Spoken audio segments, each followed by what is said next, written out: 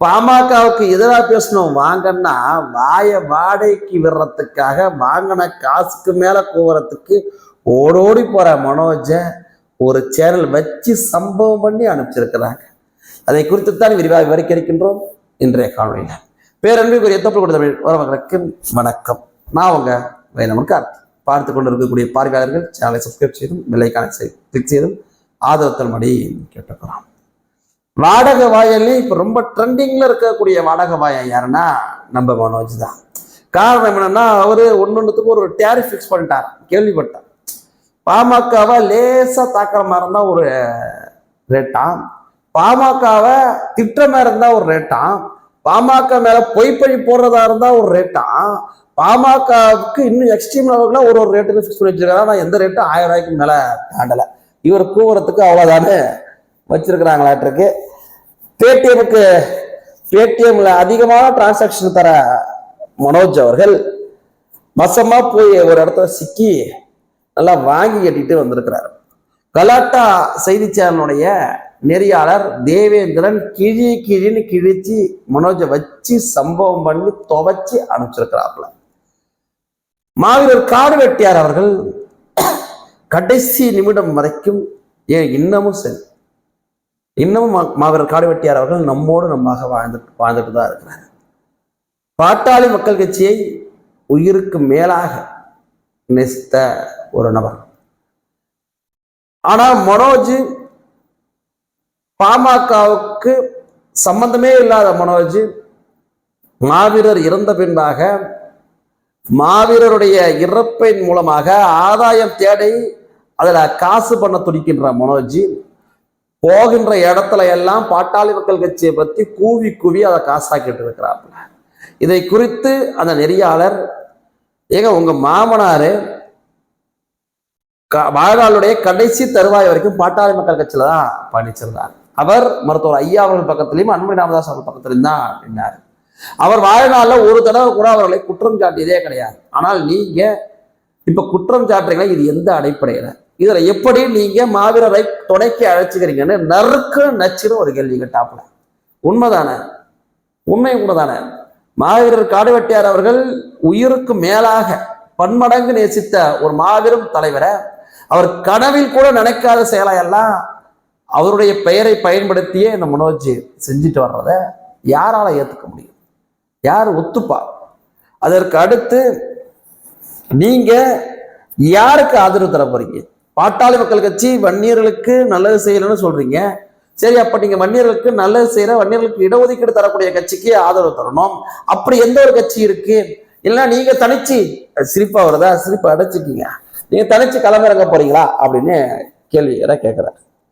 உடனே மனோஜ் அவர்கள், நாங்க எங்க சமுதாயத்துக்கு நல்லது செய்யறவங்களுக்கு, இந்த சமுதாயத்துக்குலாம் இல்லை, அவருக்கு யாரு காசு தராங்களோ, இவருக்கு காசு தரவங்க எல்லாம் சமுதாய விரோதிகள் தான்.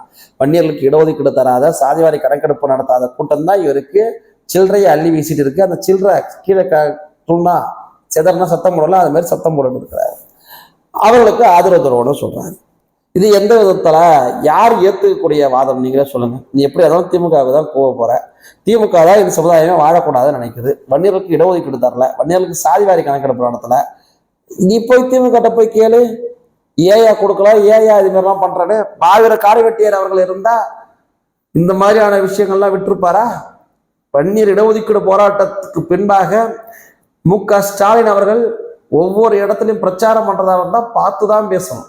அந்த மாதிரியான சூழ்நிலைய செஞ்சிருப்பாரு மாவீரர் காடு வெட்டியார் அவர்கள். ஏன்னா அடுத்த தடவை தேர்தலில் சல்லி காசுக்காவ கட்சிக்கு ஓட்டு விழாது. அப்பேற்பட்ட மாவீரருடைய மருமகன்னு சொல்லிக்கிட்டு மாவீருடைய பெயருக்கே களங்கம் விளைக்கின்ற மனோஜ் கிட்ட இந்த கேள்வியும் கேட்டு திணற அடிச்சிட்டாரு திரு தேவேந்திரன் அவர்கள்.